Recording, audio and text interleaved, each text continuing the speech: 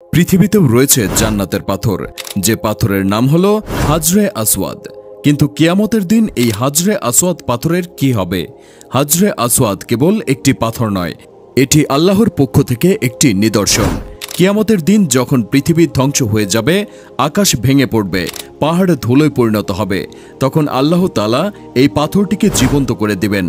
এরপর আল্লাহ বলবেন, হে হাজরে আসওয়াদ, আমি তোমাকে একটি জিহ্বা দিয়েছি। পবিত্র মাহে রমজানে আপনার ঘরকে আকর্ষণীয় করতে এই ক্যালেন্ডারটি পাওয়া যাচ্ছে কিংসুক পেইজে।